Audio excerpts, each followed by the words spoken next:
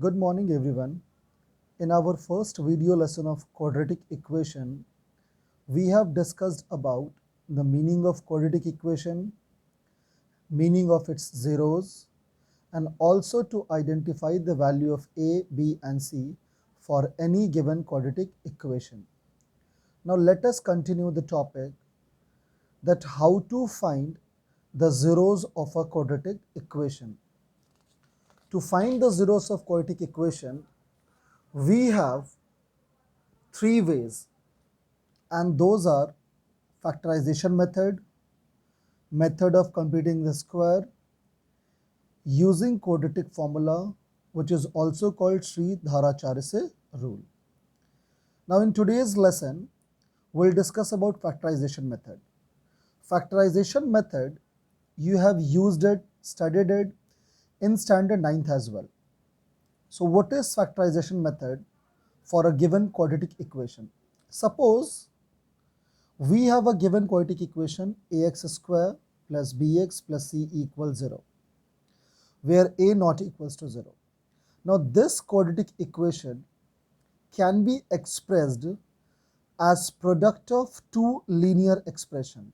Let ax square plus bx plus c be expressible as the product of two linear expressions, and those are px plus q and rx plus s, where p, q, r, s are real numbers, such that p and q will never be equals to 0.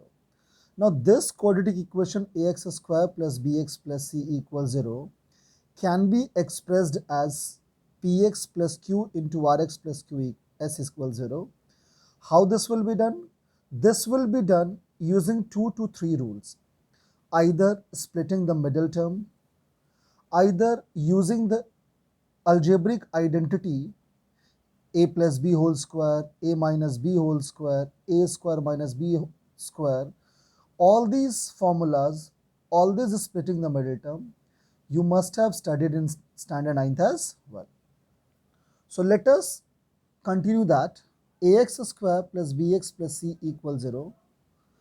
It can be expressed into px plus q into rx plus s equal 0. Now since these two expressions product is 0, means either of these two or both of them must be 0. If I take px plus q equals 0, from here I can get the value of x minus q by p. If I take rx plus s equals 0, so from here I can get x equal minus s by r. So for any given quadratic equation, you can find the zeros of those equations using this factorization method. Let us understand this with few examples. Suppose we have a quadratic equation 40x square minus 13x minus 1 equal 0. Now here let us use the splitting term. Now to split the middle term, what we do? We take a, b and c. Now here a is 48, b is minus 13 and c is minus 1.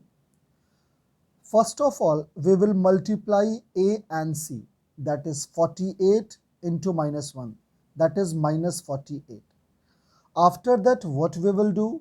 We will do the prime factorization of this product. After getting the prime factorization, whatever factors we get, from those factors, we have to make a pair whose sum will be the middle term, that is minus 13.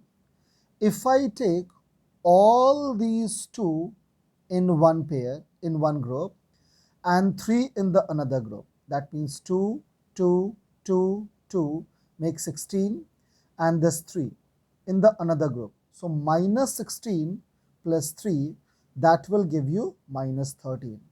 And if we will multiply this two terms, minus 16 into 3, that will be minus 48, which we have got earlier multiplying a and c. So this 48x square minus 13x minus 1 equals 0 can be written as 48x square minus 16x plus 3x minus 1 equals 0. This is splitting the middle term. You have studied in standard 9th as well. After doing it, let's take 16x common from the first two terms. Left is 3x minus 1. Nothing is common from the rest two terms. So 1 is there, that is 3x minus 1. Now 3x minus 1 can be taken as common and rest is 16x plus 1. Now again here if you concentrate, two linear expressions, its product is 0. Either of two or both of them will be 0. So if I do 3x minus 1 equals 0, we'll get x equals 1 by 3. And if I do 16x plus 1 equals 0, we can get x equal minus 1 by 16. So these are the two zeros or roots of the equation 48x square minus 13x minus 1 equals 0 using the method factorization. We have one more example over here. Suppose your question is x square minus 1 plus root 2 into x plus root 2 equal 0. Now here again we will just use the factorization steps which we have studied earlier in grade 9. That is, let us open this bracket. Minus 1 into x will be minus x and minus root 2 into x will be minus root 2x. Now, after opening the bracket, we got x square minus x minus root 2x plus root 2 equal 0. Again the same thing from the first two terms. Let's take x common. Left will be x minus 1. From the rest two terms, let's take minus root 2 common. So left over will be x minus 1. Now from here, x minus 1 can be taken as common. So leftover part is x minus root 2. So finally what we got? X minus 1 into x minus root 2 equal 0. Again two linear expressions whose product is 0 means either of the two or both of them will be 0. If I do x minus 1 equals 0, we can get x equals 1. And if I do x minus root 2 equals 0, we can get x equals root 2.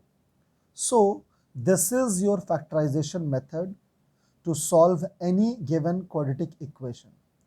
Once again, I want to repeat that factorization method.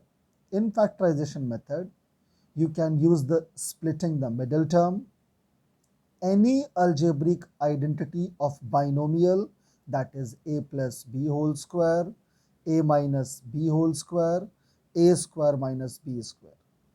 So using this factorization method, we can solve any given quadratic equation. So for this, all of you solve some problems just to revise the factorization method. Till then, take care. Thank you.